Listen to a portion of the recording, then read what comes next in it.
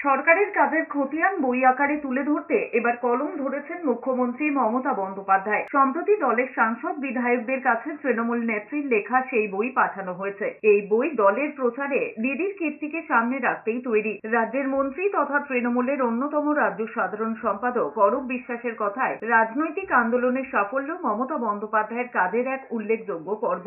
আবার কেন্দ্রীয় মন্ত্রী হিসেবে এবং রাজ্য সরকারের প্রধান হিসেবেও অসংখ্য কাজ করেছেন তিনি। সেই অতীতকে মনে করিয়ে দেওয়া একটা জরুরি রাজনৈতিক কাজ। এই বইয়ে ছাত্রাবস্থা থেকে রাজনৈতিক আন্দোলনে নিজের ভূমিকার কথা জানিয়েছেন দলনেত্রী। কংগ্রেসের সাংসদ থেকে মন্ত্রিত্ব, তার সেই সংসদীয় জীবনে রাজ্যবাসীর জন্য তিনি যা করেছেন তার বিবরণ দিয়েছেন তৃণমূল নেত্রী। মমতা বন্দ্যোপাধ্যায় লিখেছেন, তিনি বরাবরই প্রচার বিমুখ, তবু নেতিবাচক প্রচারের জবাব হিসেবে এই নিজের কাজের ধারা বিবরণী দিতেই এই বইটি লিখেছেন তিনি। আগামী বছর রাজ্যে বিধানসভার ভোট, তার আগে প্রথমবার সাংসদ হয়ে রাজ্যের উদ্বাস্তুদের জমির মালিকানা দেওয়ার নিজের ভূমিকার কথা সবিস্তারে উল্লেখ করতে ভোলেননি মমতা বন্দ্যোপাধ্যায়। সেই পর্বে প্রধানমন্ত্রী রাজীব গান্ধী সহযোগিতার কথাও জানিয়েছেন তিনি। রেলমন্ত্রী হিসেবে রাজ্যের জন্য তিনি কি প্রকল্প এনেছেন তার দীর্ঘ বর্ণনা রয়েছে। এসেছে রাজ্যের জমি আন্দোলনের কথাও। তারপরেই মুখ্যমন্ত্রী হিসেবে চালু করা প্রকল্পগুলোর বিস্তারিত ছাপা হয়েছে এই বইয়ে।